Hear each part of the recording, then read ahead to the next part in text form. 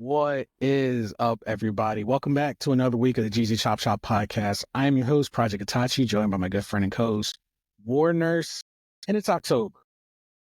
So obviously we had to have a spooky season episode. So I kind of wanted to talk about some of our favorite horror games, movies, or shows to kind of set the mood for some things. And I think it was last year we had done the lore of Silent Hill, and that was a phenomenal episode. If you guys haven't checked it out, you can. It's still up. And I think I called it the Welcome to Silent Hill, and it had the lore. And we now have the Silent Hill 2 remake that is dropped this month, and I haven't gotten to play it personally. I've been watching some of my favorite YouTubers play it, and I got to say, it just gets me so excited for when I finally get to play the game's getting like nothing but love. People are loving this game.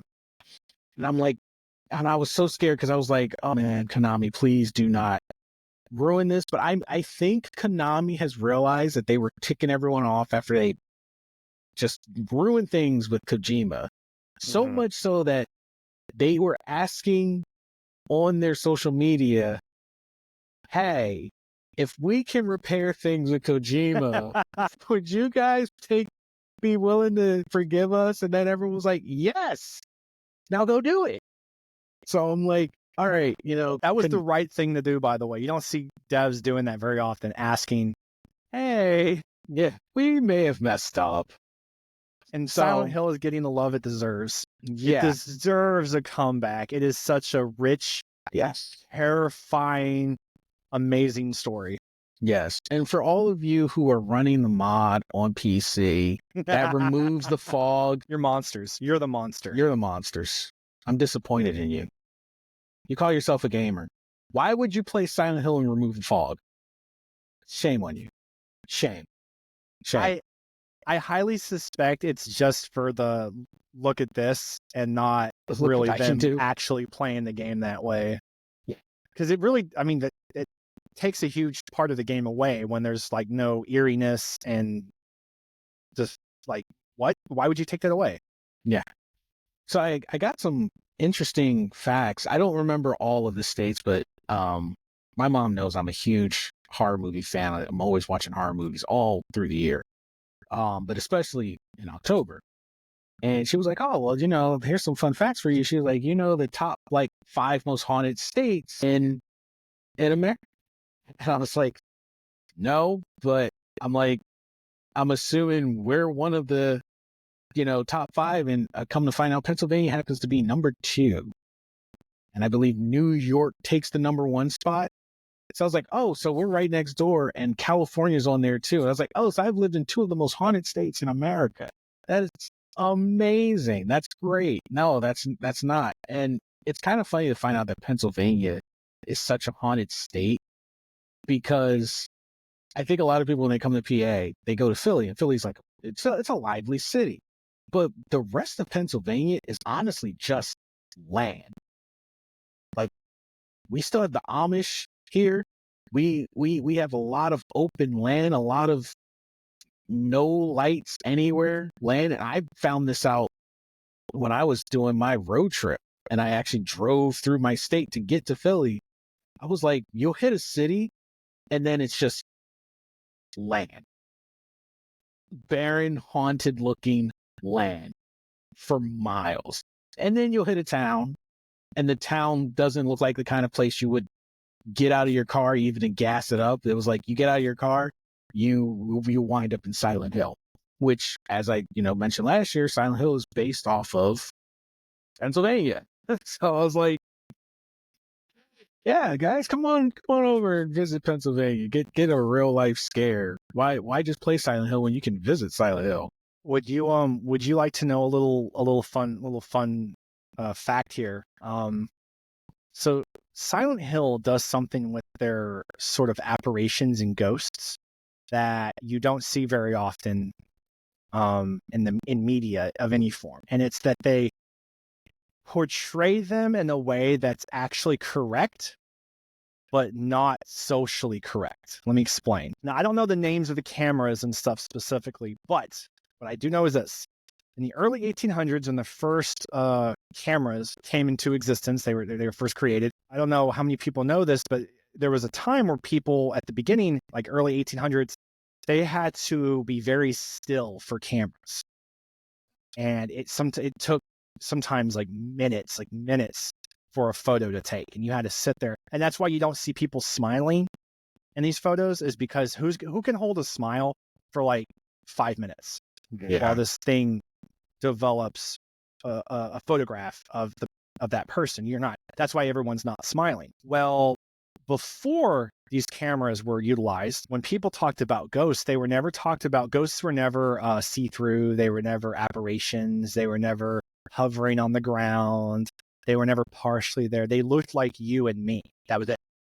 And you could only tell that you could barely tell that it wasn't a real person. After the development of the first cameras, they would take a picture of someone, and if the camera was ever if the lighting was kind of angled or off, or the camera ever so slightly kind of shifted or moved, or something in the background that the camera was trying to take a picture of ever moved, it would cause a vaguely hard to see, almost replica of that person in the background. And it would make it look like somebody was in the background in an almost humanoid shape hovering over the ground, very see-through.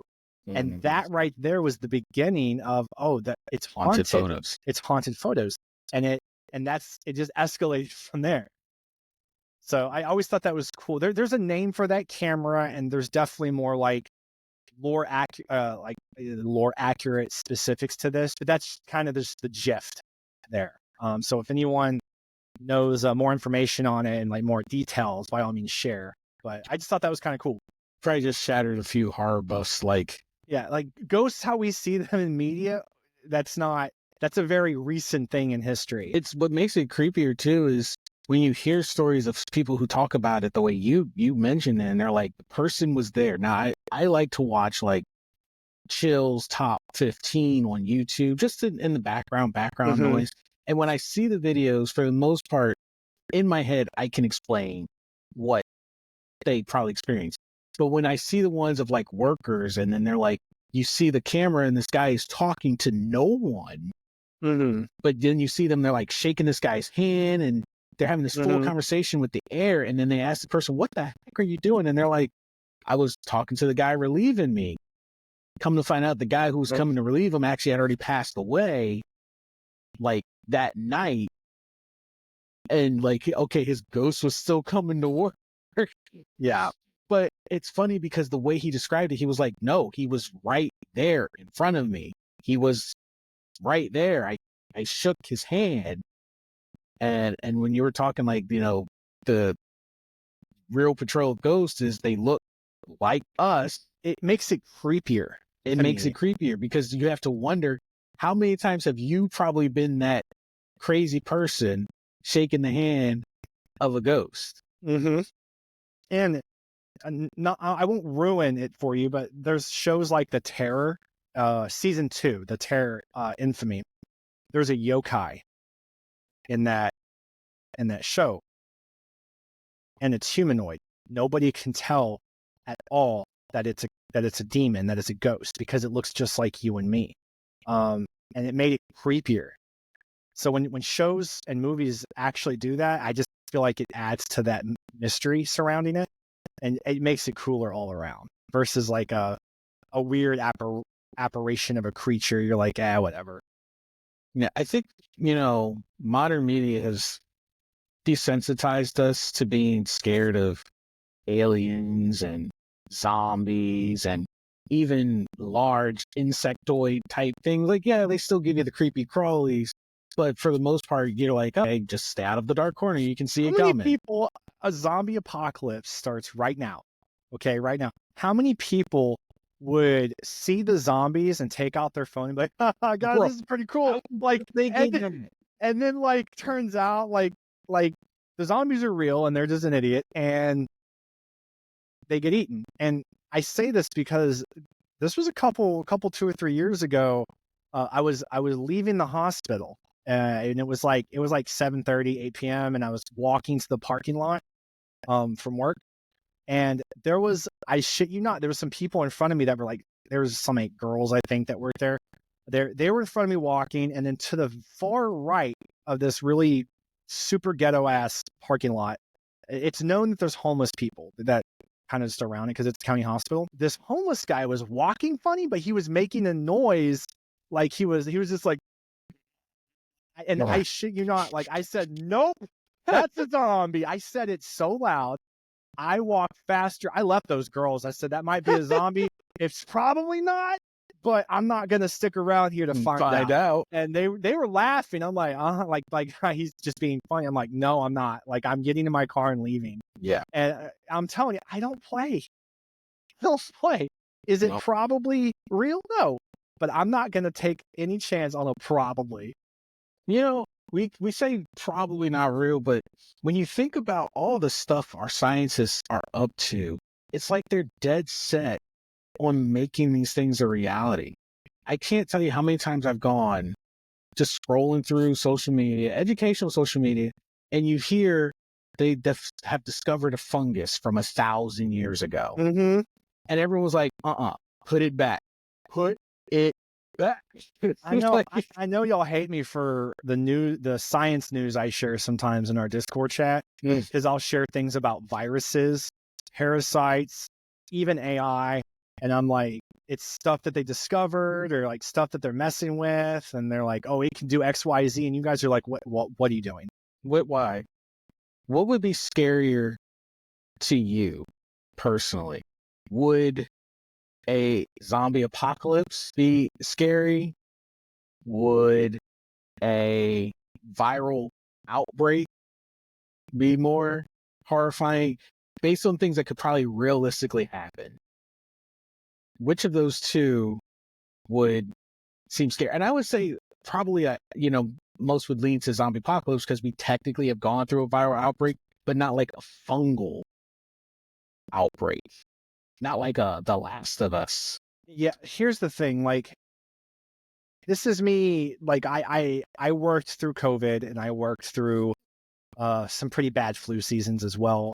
One particular season of COVID was exacerbated by the flu, so we were seeing things like a rare instance of flu on top of COVID, vice versa. It was pretty intense. And that was that was intense, but it wasn't scary for this reason. You can treat the symptoms. Even if a virus broke out and it was incurable and it was killing people, you have a fighting chance you can fight the symptoms. You can protect yourself with personal protective equipment, right? You can isolate yourself from everyone. You can make sure your water is clean. There's steps you can take that are preventative to like have a chance. In any type of like The Last of Us or zombie apocalypse, you're just running. You're running and there's hope. Like, okay, you're like, I have a gun. Like, okay, all guns eventually run out of ammo. The world ended. You're going to run out of ammo eventually. We're not all going to be at the fireplace going ding, ding, ding, making ammo. Like, it's going to become a problem, okay? And then even if they're slow-moving zombies, if they're weak, slow-moving zombies, you can still very easily find yourself in a position where you are surrounded or cornered by slow-moving, weak zombies. And then you have a massive group of them. That thought is more scary because that is an unknown. It's not unknown to us to deal with viruses as they come or they change or new ones appear. That's not really an unknown to us, even if the virus itself is unknown. We typically find a way, a cure, or we can treat the symptoms. Zombie apocalypse or some kind of monstrosity Last of Us outbreak, that is an unknown. And nothing scares a person more than an unknown. The unknown, yeah. I always listen when, talking about like, man, if we had a zombie outbreak, and everyone always has a plan and everyone always feels like they're very well prepared. They're like, I would be so prepared for a zombie outbreak. I'm good to go. And for some reason, I feel like the people who think they're so prepared would probably be the first to go. because I don't think a zombie outbreak or if our outbreak is going to go the way people expect. Because here's the thing, it's like driving. When you're driving yourself from point A to point B. However, you're also driving for everyone else on the road around you. Mm-hmm. You know how to drive. You tell yourself you know how to drive. And so does that person in front of you, behind you, and on both sides of you. And in their mind, just like yours, everyone else around you doesn't know how to drive. So with that mentality, everyone who's like, I know how to survive a zombie apocalypse. No, They don't. there's only one game that I feel is the most realistic. I'm not saying it's 100% logical and realistic, but it's the most logical and realistic. 7 Days to Die is a true zombie apocalypse simulator because you start off with no clothes, no food, no weapons. You don't start with anything. And then you have stamina. If you run out of stamina and the 3 slow zombies behind you were chasing you, well, now they're catching up to you. Mm-hmm. Like, you have strength, you have perception. There's things about you that are very human, and you can increase, but over time. You have to make everything, all your weapons, your crops, your home. You have to create all of it while zombies are trying to find you. And then when zombie outbreaks occur periodically, like every 7 days, even if you're hiding, the zombies know exactly where you're, and that makes it even worse because it's like in the game, it's like they're saying without saying, they can smell you and feel your presence, even if you're hiding. So 7 Days to Die is the best zombie simulator, in my opinion. I just had this thought. I don't know if you read the Deceased art of DC Comics when the I know what it world is. was I have not read it. such a good art. Basically, the world got overrun by zombies, which you come to find out was actually the equivalent of an eldritch god spreading his chaos. But it was translated basically into zombies, and it was spread through technology. If you looked at a screen, you got the virus. Yep. Just straight up looked at a screen, you contracted the virus. You became a zombie. Did it explain how? Like was it in similar to how certain visual changes on the screen can cause a seizure? In that aspect, like it can cause a change in you, or So it happened with Cyborg. I forget exactly what Cyborg was doing, but in one of his ventures, he contracted the virus. So he became patient 0. And because he's man and machine, yeah, it created the perfect virus. yep. And then when he came back to Earth, he unintentionally, before you could isolate it, he unintentionally uploaded the virus. Oh no. And it spread like So wildfire. like an Android virus. Yeah. And basically just looking at any screen, automatically you became a zombie. And it was funny because Batman being Batman, he knew, he picked up on it, he isolated it, but it was still even too late for him. Which was funny because I said, okay, you know, in obviously in Deceased, they had to get rid of the heavy hitters that could solve the problem. Mm-hmm. So they had to remove Batman. They had to remove him off rip. But if you ever get the chance and read the Deceased storyline, it is gruesome. A lot of favorites die, but it is such a good art. I mean, it gets so crazy. Trigon, I believe, gets involved because, you know, he's being denied souls because they are becoming the undead. And it's a ridiculous thing. And it just made me think, I said, man, that honestly would be the worst kind of zombie outbreak. There's a movie in there somewhere. That has not been written. And it could either be written really well, or Hollywood will do what it normally does and make it horrible. I mean, all they got to do, yeah, because I'm like, you know, you could just turn you couldn't do it with the Deceased because you can't turn that into one movie. you would not be doing it justice for the entire lore. Well, I kind of meant it like outside DC, But like as its outside own, DC, just having a similar, like what if this happened in general? yeah, a what if not comic book related of Mhm. I'm sure there's a B-rated movie out there that has something similar. You know, a lot of horror movies wind up just going straight to stream, or back in the day, straight to DVD. Yeah. I'm sure there's something similar out there, but one that could get people really think. I'm like, that would be a true horror film. A digital zombie virus. That would be wild. I mean, just look at right now. We would be vulnerable. Yeah, we would be Like, vulnerable. This is a little side note, and I don't mean to take us off track too much. I just thought of this because it's very funny to me talking about DC and horror movies. The Terrifier 3 just made more money than the Joker 2. Look it up. I'm not making this up, and not just by a little bit. okay, here's my thing. I have not seen the Joker 2, so I'm just asking the listeners for their opinion. Was it bad because it was a musical? Or was it bad because it was just a badly written story? What I've gathered from what I've just been reading online is a little bit of both. Mostly the musical aspect, but also the story had nothing to like really, it didn't really capitalize on the first one. It didn't really add anything extra. But I'm not going to go down this rabbit hole since we're talking about horror. I didn't mean to get us off the subject.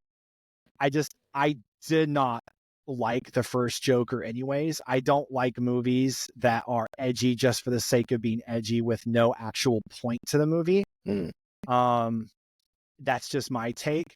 The Terrifier trilogy, now it's a trilogy. I think most people who haven't even seen it know what it is at this point because of the art the clown. But I just thought it was funny that Terrifier 3. And apparently, I don't know if you've watched any of the Terrifier movies. Mm-mm. Not yet. I've watched the first two.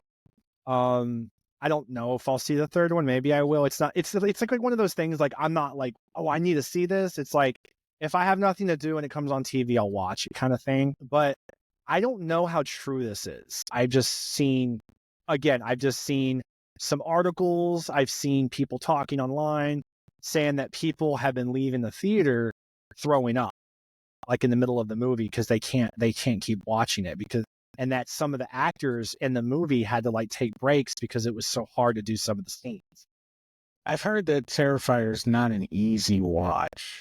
But then just like in gaming, how you have people say that game's easy, that boss was easy. There's people that are saying that movie's not even that big of a deal. It's nothing. So who's to say? I'd have to watch the third one for myself. Me personally, when it comes to horror movies, I've never really cared for gory horror movies. And that's not to say that I think that they're bad. I just, when I watch horror, I like to feel very uncomfortable. I like to feel, I like the hair to stand up on my arms. I like to think about the kind of like what if I was in that kind of situation? I like, again, the unknown and the eeriness and the mystery. And that's something that slashers and like gory horror movies don't really give me. And again, like I like Freddy Krueger and Jason and all that. Like those are great classics. They're just not, they wouldn't be up there with like my favorite real horror movies for me. I could never get into slashers because I'm not into the horror that can potentially reflect real life. Like you, I'm into more of the supernatural or sci-fi horror. You know, I've never been into the Scream series. I've not even been, and even though it's supernatural, it's just a supernatural slasher, the Jason or Mike Myers. Like they're just supernatural slashers. I can never be into those. I've gotten into, I like things like The Thing. Yeah. And even though I don't know how I stomached it, it was horrifying from go. I was one of those poor souls that had to experience the human centipede. Yeah, that's unfortunate. I traumatized to this day. Never watched the second one. Don't need to. Um, I get it. Yeah. The first one, you watch the first one and you're like, I understand. There's no reason for me to watch no any sequels reason. to this. Nope. No reason for me to come back for more. Because if I do, that says something about me as a person. I'm good with this one. Never again. So, what are your I thoughts on? Go ahead. Finish that I was thought. just gonna say I found out too that I'm a huge fan of the VHS series. Well, yeah, I haven't watched that whole thing. Oh, it's so good. You can skip Viral, even though Viral at the time it's more relatable. I felt it was the weaker in the series. And We like Beyond just physical came out. copies. We like physical copies of our horror, not digital. Yeah. And Beyond just came out, and Beyond was trippy. It was horror, but it was trippy horror, which you would expect from one about aliens. So, here's my question. What do you think does a better job with horror, or maybe if you have a preference here, traditional horror movies shows or anime horror? Whoa. Because I can tell you that Dark Gathering, there were the anime Dark Gathering, it's on High Dive. There were 4 or 5 episodes in particular with certain scenes that actually bothered me in that, what is it, like 20, it's like 25 episodes long or something. Yeah. All of the episodes are good, but there were some scenes and a few of those episodes that unnerved me. And for me, it was the way that anime is able to portray certain emotions, in almost an exaggerated way, but get through to you, that can't really be done in live action. And I think that's kind of where they're able to nail that. Now I will say, because you get those guys, those gems like Mike Flanagan, who Lighthouse, Hill House Manor, A Night Mass. And those were good too. That it's what you don't see that is unnerving. And then you rewatch it again and you realize there was always something in the corner creeping in the shadow. That's something that anime wouldn't be able to pull off, because anime is, it's better at portraying things to the extreme that live can't, but live is better at having those subtleties. Yes. In the audio and in the shadows. And we didn't get another one of those shows this year. Not this year, no. I was surprised me, because I would have loved. That's what would have made me renew my Netflix subscription. Yeah. So I will say, when it comes to my preference, I will say I do prefer live action over anime horror, just due to the audio design, subtleties, what I can't see, because I'm like, yeah, if they did an anime Grudge, it could be creepy, but it wouldn't be the same. Right. Just like Dark Gathering as a live probably wouldn't work, because so much does happen on screen that live they just wouldn't be able to nail it the same way. So it depends on what they're going for. Like Dark Gathering as a horror anime is perfect. It was very, very brilliant. I did not expect to watch something, because the story progresses as it goes on, and it just gets better and better and better. It starts off very high octane, but you get little pieces of lore for each situation they're in that adds to the overall situation that they're in. And almost every episode does a good job at capturing the fear and despair that they're feeling sometimes. But then it turns around and like showcases their excitement, because they're adrenaline junkies too. So it's like really weird. But the ghosts and the situations in there, guys, I recommend watching it. Very creepy. Yeah, Dark Gathering's definitely a good one for sure. Um, and if you're looking for some good horror movies, I would say try the VHS series. The Hell House series is a good one. Revisit Paranormal Activity. I feel I like it actually, still holds up. yeah, actually, I yeah, I don't think just they rewatched the needed like first one. 7 of them or whatever, but It's first there's couple, only 5, whatever, several. there's I mean they they lost their way to the end, but at least then they knew, okay, that's it, we're done. You know, You know what? You know what I want? Do you? Okay, have you? I'm sure you have. You know the meme? It's very old, but it's like it's on like I think a subway bus, and it's like the what would you do in this situation? And someone's like, mind my own business, and it's the black guy, and he looks like a demon it on the sounds vaguely familiar. yeah, and like his eyes, like he looks like a problem, like he looks like a creature of some sort, and it goes around. I usually see it every Halloween, and someone at the bottom, the part of the meme goes, "I'm a mind my own business," and I'm like, I want a movie about that guy right there on the subway. Like I want, I want a story for this. Yeah, yeah, just safe through my screen, and I watch. That's the only way to interact with that.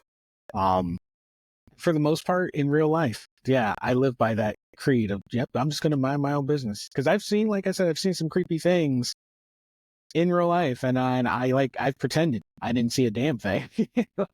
Like, no, you're not catching me in a dark subway trying to be a hero. No, no, no, no, no. I'm good. I'm one of those people that I'm really excited about all the alien news lately. Like, are they aliens? Are they interdimensional beings? Are they just creatures that we didn't know about floating in our atmosphere? Um, but then, like, there's the other side of me that's like, the government is putting this information out because they want to trick us. But like, I'm They want also to just here trap for the us. ride. So like, I've been like just kind of watching, like, come on, something happen, No, please. I'm gonna tell you right now, I would not be excited about it, and this is the conspiracy theorist in me, because of several reasons. One, AI development is insane right now. Yeah, it has I've gotten a bit. You saw Elon's robots, right? You saw Yep. the preview. Mm-hmm. The AI development is ridiculous. You can what Chatbots alone, babysit your child. nope. iRobot, iRobot.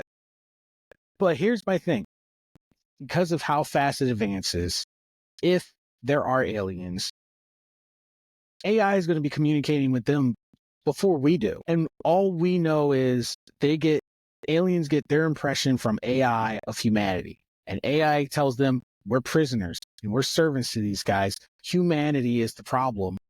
Liberate us. Man, I don't think we're quite there yet with AI, but I think we're almost there. Have you Look, chatted with any AI bots just out I of don't want to. curiosity? I don't want to. I don't want my curiosity to be piqued. I've been curious, and it is insane how far they have come. They have ones that were imitating Cardi B and Nicki Minaj's voices. I will say the being able to determine what's real and what's not real right now is actually it's getting very difficult. Just a good example of just how intimate too AI has been. I don't remember if I know we had mentioned it, but earlier this year we were talking about how even in OnlyFans, a lot of those creators are using AI to interact with their fan base. I've heard about that. There's a lot of accounts using AI to make pictures and make videos, but none of it's actually real. None of it's real. So people are subscribing to someone that doesn't even exist. Yep. It's a full blown artificial and those AIs, they have no limits. They will figure you out just from, even in text. They're able to figure out when you're apprehensive, when you don't trust them, when you're being deceptive. There was I don't remember her name, but this was like a year or two ago. A creator came out and said that all the photos and videos of herself, she had been using AI. Editors, and that wasn't even what she really looked like. Mm-hmm. And she did it for money. Yeah. And got so rich at this point, she's like, now you know, but I'm already rich, so I don't care. I mean, I don't think she was actually according to our laws in place, I don't think she was like actually doing anything illegal, because there's no laws and regulations on AI right now. That just like right now, artists are trying to fight, as best they can against AI art being As they considered should. art. As they should. I Took can our germs. I can see both sides of the argument. I do feel that if you use AI to generate said art, you should not be able to call yourself an artist. Even if you put yourself AI are not artist. if you yourself are not creating the art with your own two hands and you're using a program to do it, then I would agree with that. Yeah, That's not to say that computer programmers and people who are using graphic design to create art are not artists. That's totally different. Yeah, like when you're creating it from scratch yourself, then yes, you are an artist. But using AI to generate these illustrious pieces, I don't think you should be calling yourself an artist. Now, I will say some people, to create prompts and some AI art that is generated, that does take some creativity. You have to know how to create and mesh together those words in a way that the AI understands the image in your mind. That does take a little bit of effort. Still not an artist, but that's the same as a writer writing so that in your head, you're seeing the image that they had in their head and they're conveying it to you in the same way. Here's what's in my head. I am now putting on the paper. AI is the real terrifying thing right here. Yeah. And as far as horror goes, AI, yeah, it's a very real thing right now. It's not something that's is it real? Is it not? Do I no, it's part of everyday life. It's very real. It's very real. It's constantly learning. It's constantly evolving. And I'm like, yeah, if there's aliens out there, they're not going to communicate with humans. They're going to communicate with AI. And that would be our downfall. Hopefully not. Hopefully not. That's a good one to end on. And give everyone some sweet dreams right there. This is AI communicating with aliens leading to a zombie apocalypse. Ooh, man, that's a story right there. I want credit if you guys write it, but AI communicating with aliens, asking for liberations. The aliens therefore unleash a virus that turns humans into zombies, therefore giving the AI the technology to then become the Terminators. You just put 4 stories in one. I'm just saying. All of it. Why does it have to happen separately? It probably could all happen at the same time. There you go. Anyway, you guys take care of yourself and each other. Have a wonderful night's rest. We'll see all of you on the next podcast. Later.